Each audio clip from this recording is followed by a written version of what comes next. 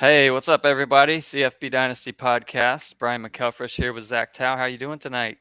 I'm doing awesome. How are you, man? Good. How's the weather in Memphis? Actually, it's cold. Like it was Yeah. 75 degrees a week ago, and now I think it's 45. Just like we had a cold front, and now it's going to be cold for a couple days, and then it'll get warm again. So I'm Yeah, wearing it's a hoodie, so it's we like, here in I'm in Central Florida here in Ocala. We got some tornadoes last weekend. It was kind of weird, but mm. um Yeah, I whatever. was All right. down your way a couple weeks ago. Yes, the players. Yeah, and there was a ton of rain that weekend too, I know. Rough. but it worked out. Yeah. So tonight we're focused on running backs and we're going to go over the top 50. These are live on the site. So if you're not quite up to date, you can always be up to date with our content by just scrolling quickly to the bottom, and you can add your email and we'll send it out to you in newsletters that are random and not automated. So, every couple weeks or so we'll keep everything up to date. But we're posting mock drafts, a couple hosted by Jared Palmgren from Campus to Canton and Chasing the Natty podcast. But yes, these are being posted now, and we'll certainly have plenty of people who can take a look at those mocks as we get them posted. I have this super sexy version that is just not going to be able to continue because it just takes too long to produce. Hmm. So we'll be pumping them out. I've got like 5 or 6 in the backlog, and I'm also in the middle of one of Jared's podcasts or mock drafts. A couple other things that we've posted. We posted our top 50 quarterbacks, and we also posted all the spring game dates and practice dates for every college football team. So that is live on the site. And then if you missed it, not too long before that, the top 500 receivers, running backs, quarterbacks, dating back to 1980. We built the data for fantasy football, put that in there, and that's all good content and fun stuff to put together. So I'm at home today, not at the office where I have a better backdrop. So I picked a ridiculous hat instead. 1996 championship hat from Florida's first title. It's a good Um, shape. yeah, it is. I think I've worn it like 3 times. You busted out for the pod. Nice. Yeah. All right. So let's get to it. We'll go over the top 50, starting at the bottom, of course. Mm. Let me share my screen here so everyone watching live can kind of see it. Um, who stands out to you here on the bottom? And we won't go through everybody because last time we kind of went, I think, over an hour on quarterbacks. So we'll pick out some players that we like and kind of go through it. But the feedback that you guys can provide would be great here or on YouTube, but definitely subscribers help if you can subscribe on YouTube. Yeah, I like Merriweather, and if you are watching this, listening to us, you've heard us talk about him on the BTR pod, the Burning Red Shirt podcast. So he is a guy that you can count on. I know he plays for UMass, and UMass is not known for winning games very often, but he is their workhorse, man. Like I think if you can get him later in your drafts, like as your like 4th, 5th running back, like I think that's awesome. I think he's going to be the UMass scares people like from taking it. You know what I mean? Like people get the guys off the bad teams, but like UMass is just usually so bad that people are like, maybe I don't even touch him. But I think Merriweather's just awesome. And if you're really a true degenerate, you know Merriweather's good. But like just the casual person may not really know that he's really that good. And I don't know exactly where he's going in terms of mock drafts, but I assure you he's being taken probably middle of the pack. somewhere, which I think is good. I like Tajay Spears from Love Tulane. Tajay Spears. Yeah, what a I've dynamic. I've got him in Dynasty. I had him a couple years ago, and he got that big knee injury. I believe it was a knee injury. I think it was a knee injury. Anyway, he missed pretty much all of last year, right? Like it was kind of. I know he had an injury-plagued season. Maybe it was 2 years ago. The whole COVID years have kind of like really jumbled things together. Yep. I just know the injury took him out, but now I think he's ready to really take that job and flourish. As far as anybody else, Ducker. See, Memphis is so hard to really gauge where they are. Their running back coach just went to TCU a couple weeks ago. I don't know if that really means a whole lot, but they have 3 or 4 backs on that team that any one of them could start. Ducker's nice because, from Northern Illinois and everything, and goes to a place where it's Memphis where they got a lot of talent. But what about you? Are you like any of these guys that you? So Tajay Spears, I love very much. So one guy that I have not seen in any of the mock drafts, like taken or given any kind of consideration, that I absolutely love is Chase Brown. Mm. The Brett Bielema offense, he's going to run the ball, and Chase Brown, they kind of danced around in terms of who they were going to start. He ended up winning the job, and if that's a job he can keep, he's going to get 20 plus touches a game.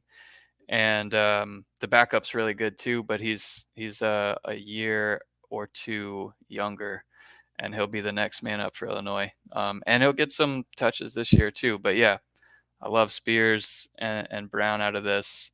Not sure if I'm going to pronounce his name right, but yeah, Ducker from Memphis. So I just decided to skip the first name. Is he going to win the job? I mean, we like to assume so, but I don't know. I haven't really dived into them to really take a look at it. I just know that I saw it was last week, because I think I texted you when you were talking about Memphis running backs, and I said, yeah, the running back coach got poached by TCU, and that was like a headline across my Twitter feed, and I feel like that's a big deal, but I don't know how much that really matters. Yeah, well, everybody kind of has a clean slate now with the new coach, and so in my like dynasty league, so it's a college to pro league. I took Brandon Thomas, but one of our rules, and you just talked about this on BTR pod, like what are some of the rules? I think Jared actually sent this question to you guys. What are some of the rules that you use, or different rules? Mm-hmm. My home league is we only allow 3 redshirt or pickups, 3 free agent pickups per season. And 3 drops is all you're allowed. And that does make it difficult. So you really have to think hard about who you're going to pick up. And I felt so good about Brandon Thomas. And then he had the one game where he fumbled and went in the doghouse and was just never the same again. But he beat out some good talent, like Asa Martin is there, mm-hmm. Super talented. Another running back. I was surprised when Brandon Thomas beat him out. But yeah, Rodriguez, Clark. Yep. They've got a lot of talent on that roster. At the time, and Kylan Watkins, he fell down the depth chart, but he was expected to contribute. Yep. And Brandon Thomas really kind of took hold of it. But now with Ducker there, what happens? Is it like a running back by committee, or do they lean on one guy and who the best man gets the job? I don't know. I haven't looked too much into Memphis. I'm more concerned about the wide receivers there, but we'll get to that on another episode. So a couple guys here. So with Sincere McCormick gone, seemingly finally, he's been there forever, one of those guys. Ty Edwards comes in as a JUCO guy, and it'll be super interesting. He's already got some good praise by the coaching staff there at UTSA. And then another guy that that job's begging for somebody to take. Yeah. Yeah. 100%. And these rankings, by the way, y'all, are going to be a work in progress. These that are live here, I'm not going to be changing them, but any subscribers, as we get closer to the summer, we'll have like really deep rankings, and these will be changing as we learn new things, like potentially with Kendall Milton. So with Kenny McIntosh there too at Georgia, but they've got the talent. They've got Stetson Bennett, who's going to run it some again, but Kendall Milton is a baller. Like, he's a beast. He can do it all. And I think, like, I was worried about him, owning Zamir White and seeing how many carries he got early on last year. I think he could be a breakout star potentially if he gets the touches. And hey, Kenny McIntosh can still win that job. Yeah. I'm trying to read it on the screen here. All right. Isaiah Bowser, I think a lot of big things out of him. UCF's always kind of known for the explosive offense. But I think Malzahn, he wants to run the ball, and Bowser could really thrive. Like, we have him at 32. Like, he could end up being a top 20 back. Totally. Easily. Yep. I like Bowser, and it's funny. Like, I remember when he was at Northwestern, right? And then he transferred. Yep. Okay. I believe that's yeah. Right. I'm making sure I've got it right. Yeah. So I remember, I think I bid a lot of money. We do free agent bidding in you're in the Dynasty League, Yeah. So like, you get $100 for the season, and then like most people will spend all their money on like 2 or 3 names. I think I threw all my money on him, and I still didn't get him. And I was so devastated. I was like, I want this guy. Like, he's going to be awesome. This was before he transferred too. So he was at Northwestern, and man, I wish I had him now. Yeah. I kind of have the opposite story of one of those guys. We always have those guys that we miss in the draft, and it's super disappointing. But Chris Smith is someone that I wanted so bad going in my home league. And then someone snagged him a round before I was going to take him, and he just didn't produce that much. And then you've got Billy Napier leaving there now. So there's a lot of moving parts with the Raging Cajuns, but he is he's super fast. And they've got a lot of good pieces there left over from Billy Napier, kind of recruiting above what the rest of the Sun Belt was recruiting. So I think there's still going to be some residual effect there, where Chris Smith could have a big year. He could also fall in our rankings depending on what we read and see in the offseason. Mims is at the top there at 30. He's back again for Fresno. I think Fresno's going to be really good. Rivers is gone, right? Yep. Okay, so I believe so, yeah. I think he's gone. So those two guys basically shared almost 50-50 the workload. So maybe they want to implement that again, but I don't know that you're going to have a true 1-2 punch. I think Mims will get 70-30 at minimum. And I think he could be really a lot higher. Yeah. Yeah. Another guy that I was so disappointed in. Oh no, I forgot his name just now. From Wisconsin, transferred over to Michigan State. Burger? Jaylen Burger. Yeah. I was super. This was one of our biggest mistakes last year, was ranking him so high, and I feel terrible about it. And then he just didn't win that job, and now they've got a new guy taking over for the guy that took over for Burger. But it'll be interesting to see how the carries are divvied up there. Broussard and Burger, that'll be interesting to see how that shakes out. Yeah, the assumption is Broussard right now, just because I was burned by Burger.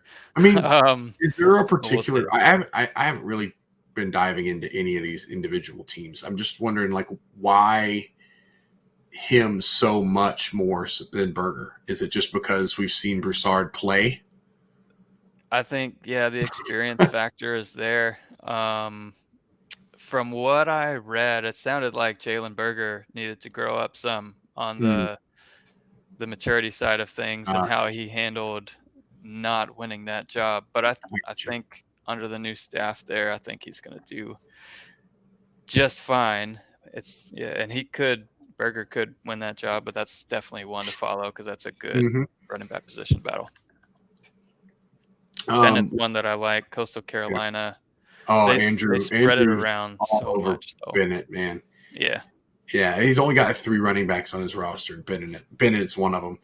Valladay is another one we all like. Yep. Loved him at Wyoming, but now he's taking over an Arizona State backfield.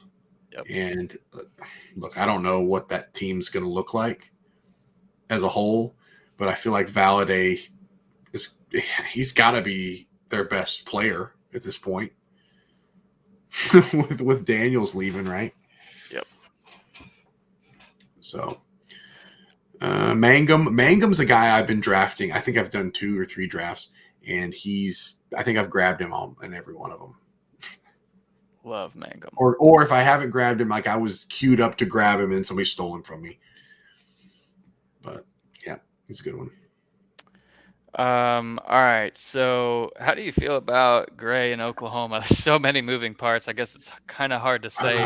When he left Tennessee, so yeah, I wouldn't say I'm biased towards certain players in rankings, but I'm definitely biased towards watching SEC football whenever I can. I've always got multiple TVs going, and I'm trying to watch everyone around the country here. But man, when he left Tennessee for Oklahoma, I thought he was going to be amazing producer Yeah.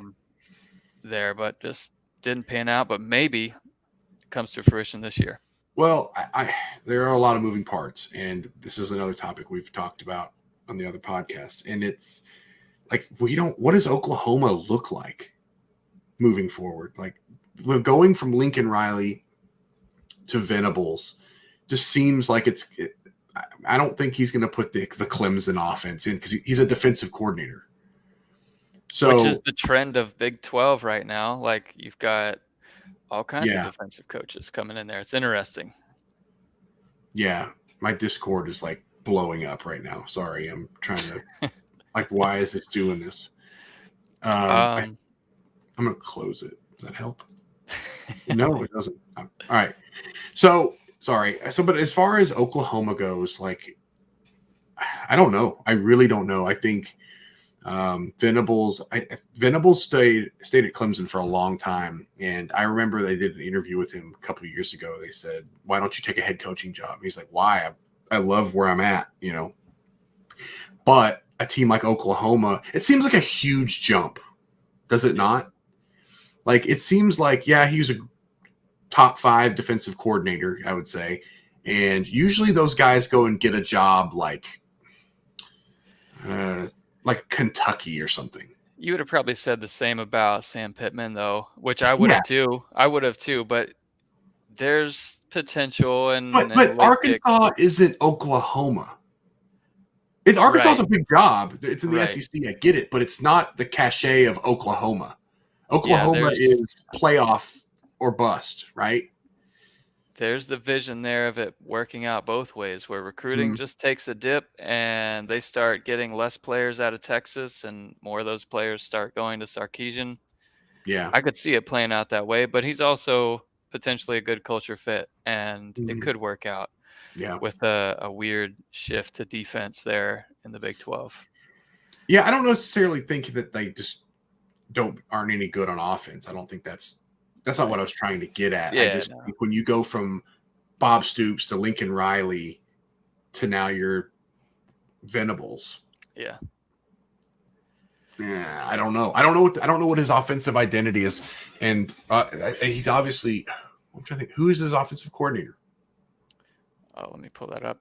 I'm just blanking. I had it in my head. Who is it? Webby. Okay. It came over from Ole Miss. Yeah, that will be kind of nice. Mm-hmm. But how much does Venables just say, look, I'm going to take control of the defense, do what you do on offense. Like, I feel like that would be the smart thing to do. And Venables seems like a pretty smart guy. All right, so we're getting into the top 20, top 25 here on the screen. And now it's all about value, right? And drafting for That's the value. word we like, So value. yeah, so looking at like last year's tiers, and I'll share this tab instead for a quick second. This is last year's data, and you can see, so obviously Mohamed Ibrahim there with the one game that he played had the most points per game. So Yeah. that's one error in the data, but most of these guys, other than CJ Verdell, they had over 100 fantasy points and played a lot of games. So the average for the tier 1 last year, and it typically plays out pretty similarly, 25 points per game from a top 12 running back, and it drops pretty substantially, 5 points to tier 2, and then tier 3, 17, and then it gets pretty muddy after that. Like, if you don't land, if you can land a couple of those guys who will fall into tier 1, it's extremely important to nail these picks. So we're getting into the bulk of the value, but I do think some of the guys that we've talked about already, they're going to make some strides. And if you can get that sleeper, as we like to talk about, that can play a big role. Sean Tucker. So he's one that I don't like as much as most people. He, not as an individual player, he's a baller. He killed it as a freshman, 25 fantasy points per game. I don't think he's going to get anywhere near that this year. And that's all in the coaching change. If you look at the history of the new coach that came in, kind of pairing him with what Dino Babers historically has been, is a pass happy kind of guy. Tucker's going to get his touches, but I don't think it's going to be anywhere close to what it was last year. I said this, I believe I said this on the Burning Red Shirt, that what if Tucker's value increases heavily in the passing game? Whereas, like, he had his numbers running the ball last year, but like, what if he sees a big uptick there? And like, he had almost 1,500 yards rushing. I'm looking at it right now. But like, receiving, he only had 20 receptions. Yeah. Let's just say, well, who says he doesn't catch 50 balls this year and completely revitalizes the passing attack for them? Yeah, I should have had that data ready. I should have known that comment was coming. But yeah, that it could happen. But like, I'm just looking at their passing attack last season. They only completed 156 passes the whole year. Now, partially because he ran the ball 250 times. Yep. And Schrader ran at 173. Yep. So between the two of them, they had over 400 carries, right? So I would like to think the passing attack is going to pick up, but I think Tucker's going to be a huge part of that. So I could see where he doesn't move much in terms of ranking, because he may not rush for 1,500 yards. I don't know that that's reasonable to even think he will. But like, let's say he rushes for 1,000 and has 700 receiving yards. Yep. Like, that's not any different than what he's got now. That 700 seems a little high, but you get where I'm going with it. Like, he could be a dual threat running back, if you will. So I'm quickly just pulling up some of the stats from Dino when he was at Bowling Green. And running backs really capped out Travis Green at 27 receptions. But he did, he got plenty of carries in that offense. So, I mean, it's to be seen. That's one where it's a risk. That's why he's down the board, because I don't think it's great value. There's a lot of change that could risk his production. So that's why he's Mhm. down on our list. Yeah. Next to a guy, Jaquavius Marks, who gets a ton of catches and is a pretty productive That's kind of fantasy my player point. too. Like, not saying it's the exact same offense, but he gets a ton of catches, but why Tucker could follow kind of in that mold. Yep. But anyway. All right, Jalen Knighton. Love him as a player. Another new coaching staff. New coaching staff is like the theme of the offseason, and new, players Especially moving in to March. transferring through the portal. It's just nuts. And yeah, there's going to be plenty more after spring games and people wish they had a few more snaps. But yeah, Jalen Knighton, he's electric. He's not as big, so you could have the concern on goal line carries, and he was one of the only healthy backs last year for Miami. So we'll see how that kind of potentially spreads out. But I think Knighton is in a great spot there at 20. Oh yeah, for sure. He had 8 touchdowns last year. Yeah, yeah. And 145 carries. So I think that'd be. Yep. Travis Dye for USC, and really, whoever wins that job, we assume it's going to be Travis Dye, but they also have the transfer from a year ago from TCU. And let me see. So I've been working on the depth charts, by the way, here, Zach. Oh. So The one I made, the one I posted. Yes. Oh, I haven't looked at that in a while. I've done USC. So yeah, Travis Dye, Austin Jones, who I forgot transferred over from Stanford, and Darwin Barlow, and then Raleek Brown, the 5-star coming in. Man, that whole team is a complete crapshoot right now, today. Like and well, they've already talked about rotating receivers, playing 8 a game. Yeah. It's a bunch of talent and a high-powered offense, and some people are going to win big, and some people are just going to hate themselves for potentially taking a Gary Bryant Jr. in the 2nd or 3rd or 4th round.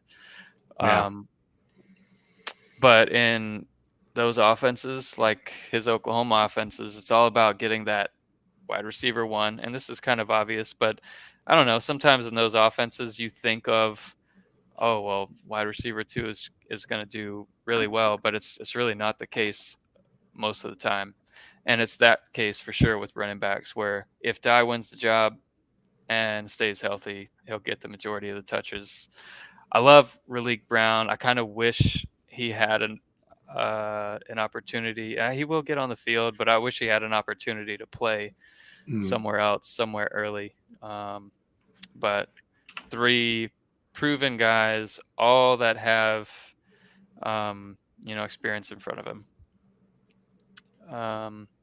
Who else? Anyone else stand out to you there in that 13 to 18 range?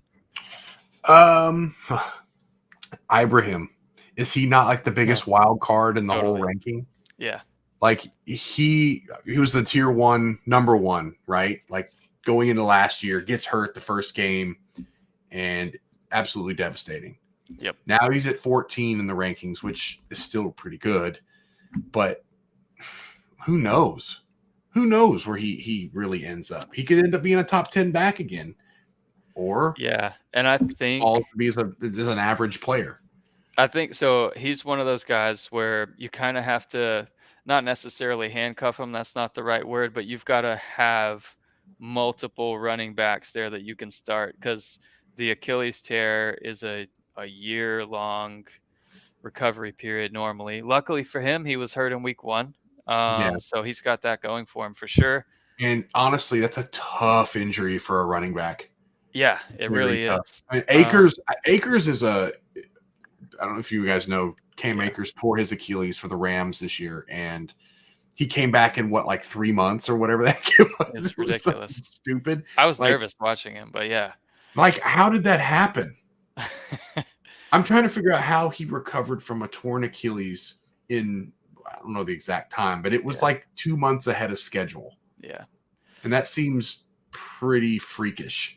And with Ibrahim, he's looking at that NFL money. He knows Yeah, he's got to show out this year and show he's healthy. that's But the I thing think about it. by mid-season and definitely by the fantasy playoffs, he's probably going to be producing like an Mhm. RB1. So if you get him Yeah. at the right value, if you can get him in round, as like RB3, you're golden. If you can get him as an RB2, Mhm. then you should get your RB3 pretty quickly after that. Yeah, it's just tough. Like, how do they? I mean, they were forced into learning what they had last year, and they had a pretty good stable of running backs, and they still do. Yep. So why force Ibrahim to play all that much? That's the concern I would have. Like they got Thomas, Irving, Potts. Like I'm looking at the stats, and I'm like there's like a 3-way split. And you bring Ibrahim into the mix. Yeah, I guess he's the senior, can pull rank on him or whatever. But but why would you run him into the ground? You know he's coming back from an Achilles tear. Why would we give this guy 30 carries a game? That seems stupid. That's just the way I'm looking at it. Like, if I'm in the position to draft him, I would probably wait and see if he's there the next round. Yep. Because I don't think I'm ever going to reach for him, because I feel like what if he's the third option realistically, and they say, you know what, we'll just rotate 3 guys, 4 guys even. Yeah.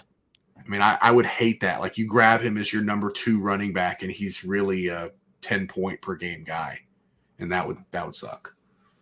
Totally. Another guy, and I've seen some A&M writers, I think, talk about a chain for Heisman kind of thing. And hey, you never know. You never know. It's unlikely, but Spiller's off to the NFL, so he vacates 1,200 yards, 7 touchdowns, and A-Chain is another guy with elite speed, amazing pass catching ability. Yeah. And you know what I compare him to? Yeah, who's that? Like, when you say like Heisman campaign, like going into the season, there's this hype about this guy, DeAnthony Thomas. Oh, he was amazing. Like, he was so electric that he could break a game open, kick return, punt return on sweeps. He was kind of the do-it-all kind of guy. Is he not the same kind of player? He's 5'9", I think he's like 180 or so. Like, obviously he's more talented, I think, than maybe DeAnthony Thomas was even. But I don't know, DeAnthony Thomas. He was electric, but I feel like he really was all speed. Yep. Whereas I think A-Chain might be a little bit more than just speed. Yeah. And, just as a backup last year, 900 yards and 9 touchdowns. I do have concern, though, with his size. Like you mentioned, his size. LJ Johnson, the freshman. Mm-hmm. Well, he was a true freshman last year. I think he's going to be a redshirt freshman this year. Yeah. I think he could end up getting the goal line carries. And if he does, that certainly can hurt fantasy value. But A-Chain, right where he is now, I think is totally great. Look at his numbers. He had 900 rushing yards, 9 touchdowns, 261 receiving yards and a touchdown, and 300 yards on kick returns and a touchdown. Like, I look at him, if your league does kick return stuff, like, that's always like a bonus. You don't ever count on it, but when you get it, it's great. So I'm definitely sticking to my DeAnthony Thomas comparison.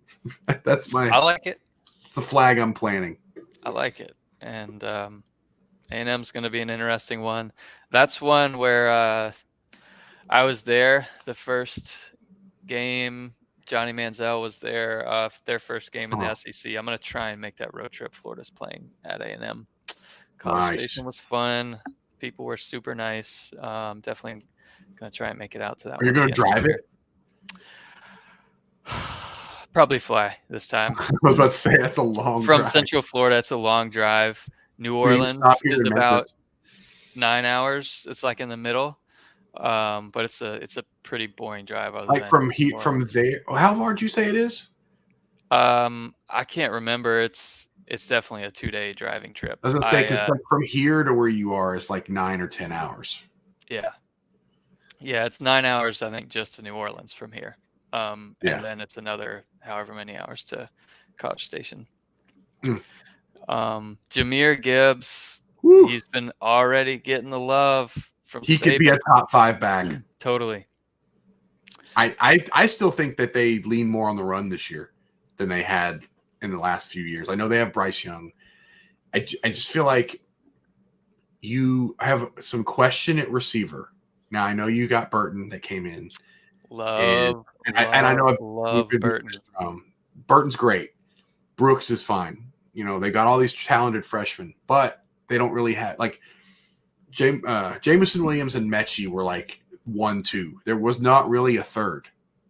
It was those two guys. And then when Mechie went down, they had to figure out another option. And then, you know, in the title game, you know, or they had lost both of the guys. So now you have just guys you're just throwing out there. But I think what they realized as they got later into the season, especially when Mechie went down, was Brian Robinson isn't that bad as a running back. Let's hand him the ball and let's get back to Alabama football of the past. We have 5-star after 5-star after 5-star sitting in our backfield. And now in this particular case, you have Jameer Gibbs behind that offensive line. Like, I think he could have a monster season for Alabama. I mean, Gibbs is amazing. I could see that happening.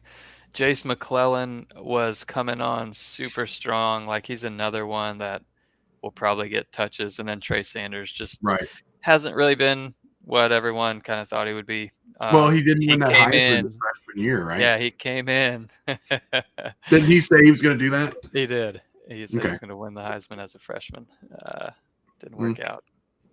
Well, unless he invents a time machine, I don't know that he's going to win that.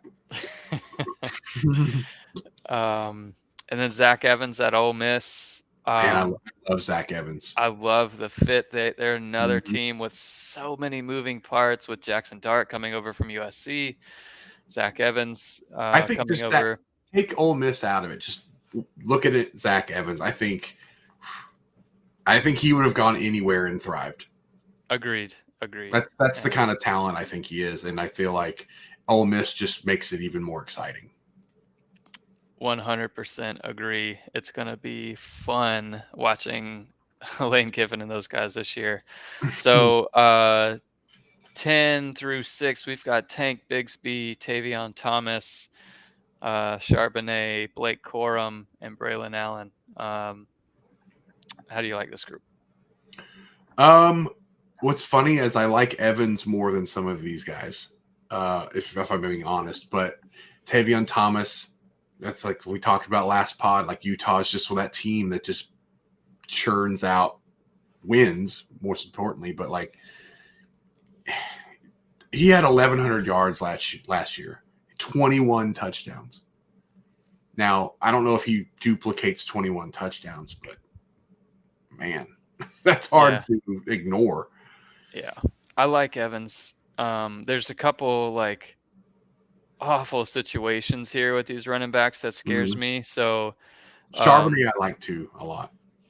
Yeah. So at Auburn with the whole coaching situation there. And then the same thing at Michigan, where Harbaugh, I think, kind of thought he had the Vikings job and, lost his OC, I think went to Miami. And you wonder if it's stale, and you wonder how it's going to play out. And then you've also got the uber talented Donovan Edwards, who's also on our top 50 right now. They ran the ball a lot. Will that continue? Just some questions there at Auburn and Michigan. I don't know exactly how it'll play out, but I agree with you on the Zach Evans thing. And we'll see how that plays out as rankings shift over time. Bigsby, I've never really, and this might sound stupid, for some reason I look at Auburn backs, and there's always a good one. It seems like when Malzahn was there was always a guy you should get. It's just I was always too late to get him. Yeah. So it didn't matter. So I was always playing catch up there. But like Bigsby, a good back. I just don't know. I just don't know if I'm faced with Bigsby or Evans, I don't know that there's ever a situation I'm taking Bigsby.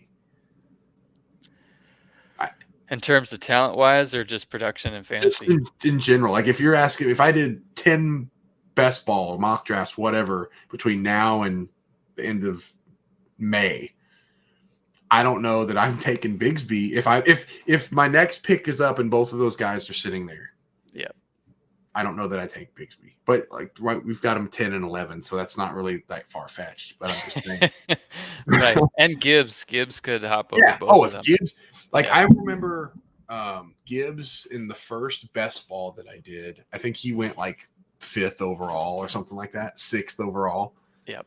Which isn't crazy if you really think like you really have to love him. But I think people cooled on him for a little bit, and now people are heating back up to him again. Like, oh, all these reports are coming out that Saban likes him, all this stuff, you know. Yep. Yeah. Yep. But I hope he likes him. He transferred there. Well, that's the best thing we have to go off of. We Yeah. don't get published depth charts and injury reports in college football. So, Oh, we talked about it on the other pod. I know you were listening. yeah. So at number 5, we've got Rasheen Ali, 28 fantasy points per game as a freshman. And he's in at number 5. Number 4, we've got Sweet Lou Nichols III from Central Michigan. Oh, Jim McElwain. So 28 points a game for him too. Killed it last year. He is one where I have in the home league deep regret for not drafting him. Had a buddy kind of snake him a little bit. Couple picks before Lou I was going to get him. We've talked about him on the other pod, and we all were kind of in agreement. Like, even though we like him, he's good. I just don't know that we're taking him before Ali, for one. What for? Well, he had 341 carries last year. Do you think he has that many carries again this year? That's Probably. a lot. Probably. That is a lot. Like McElwain's kind of known for that kind of stuff. I just don't know. Like, that's a lot of carries, and I don't know if. I mean, maybe he does. I don't know. I think Ali. I would take Ali before I took Nichols. But again, it's not far fetched either because it's 4 and 5. But I don't know. You're higher on Nichols than I am, but I'm not like down on him or anything. I think I would take Ali. Yeah. And then well, I'm not going to count on what's that 300. I'm just going to do some math here. 341 divided by 13. He had 26 carries a game. That's a lot. That is a lot of carries. So, yeah, in the last 4 games, 43 carries, 32 carries, 44 carries, 30. Goodness. Some Derrick Henry type stuff. Goodness gracious, that's a lot. Yeah. But his body, I mean, he's 5'10", 220 according to this. That's a lot of running back. He's a big dude. He's got some speed. And then the opposite there in Deuce Vaughn. Yeah, number 3. Number 3, who is not 5'10", 220. Right. He is what, 5'6", 175? Like, he reminds me a lot. Like, I know I did that DeAnthony Thomas for comparison for A-Chain earlier, but like Deuce Vaughn makes me think of like obviously like Sproles. That's the easy comparison at Kansas State. But like more like I was thinking more like a Dree Archer or from Kent State, like the same size, and he just lit it up. Now, doing it at Kansas State's a little more impressive than doing it at Kent. You just need to keep going with that, man. You got to work Dree Archer into every pod that you can. Have you heard me say him into another one too? Did I? Yes. I think I may have. But I'm gonna have a little checklist here starting for the next one. Okay, so I gotta throw him in there too. So, but no, I think Deuce Vaughn. I've drafted him pretty highly. I think he's awesome, but his size concerns me. Like longevity wise, like we're talking about Lou Nichols getting 300 and whatever carries in the season. Like if Deuce Vaughn had 235, that seems like a lot for his size, and 50 catches on top of it. He's short, but I think he's heavier than you're giving him credit Well, for, I'm just but looking I'm at what it gonna. says. 173 is what it says, but he Oh, might be really? he might be closer to 190. I don't know. Yeah. 5'6". If he's 200 pounds, then he's like a brick. I don't think he's 200 pounds. So at the top two, we've got Bijan Robinson, number Mm, 2, debatable for sure, and then Treveyon Henderson, number 1 for Ohio State, which mm. um, I'm fully bought into the Ohio State offense, Yeah, I think it pretty much. obviously, as everyone I feel like should be. Yeah, I think it's fair where you have them. I think it's fair to argue to flip them. I think Yep. Treveyon Henderson, especially in Dynasty, Yeah. you've got him 2 years. Yep. Bijan's probably gone. I would be willing to bet a lot of money that he's gone after the season. Yeah, for sure. And the point you made too, though, that you kind of have to consider with fantasy is, does Treveyon play into the second half of a lot of these games where Ohio Yeah, State could have big leads? Ugh, yeah. it's He one of might have those things he that you might have have to consider. 180 yards and 3 touchdowns in the first half He too. totally So might. Yeah. like Stroud he could have 6 touchdowns or 2 Yep. because Henderson might have 4. It's just that offense is. We say this all the time. Ohio State's just going to be a juggernaut until they're not. Right. But I think if anything, if we saw anything last year as a true freshman, he was arguably a top 5 running back, top 3 running back on just pure ability last year. 100%. So if you guys have not messed with any of these rankings before, this is a searchable table. So you can, if you're watching, you can see the little search box there. You can always search for a certain player. Certainly comes in handy when there's, more than 50 on the list, and we've got thousands in here eventually. Yeah, that's it. We also have, a little breakdown of the tiers and some strategy for the draft. A couple guys we're stock down on, a few that we're stock up. And next week we'll be talking about receivers, and feel great about where we have the rankings, ready to get those launched here in the coming days. And then whenever Yeah. you and I can connect, Zach, we'll meet up, chat about it, talk out a few things. But that's what's coming next. All right. Before we forget, also, if you have not already, subscribe to the channel, the CFB Dynasty channel on YouTube. Also follow the CFB Dynasty podcast, as well as the podcast I host, Burning the Red Shirt podcast. So Heck thought yeah. I'd throw that in there. Yeah, appreciate it. Yeah, it's a good call out. It definitely makes a big difference. But we appreciate it, you guys. We've got some big things coming for the future. Really excited about our predictive algorithm that launches fully this year. And we did a lot of testing with it every week last year. And I think week 4 we'll be launching that. That way there's 3 weeks of data that can help power the algorithm, but it'll factor in Vegas metrics. It'll factor in weather for the given stadium. And I yeah, love the weather, how you can implement it into the algorithm. it will be fun. All right. Well, any feedback you guys have would be fantastic. Otherwise, hope you guys have a great rest of the week, and we'll talk to you guys soon. Thanks, Zach. Later, guys. See ya.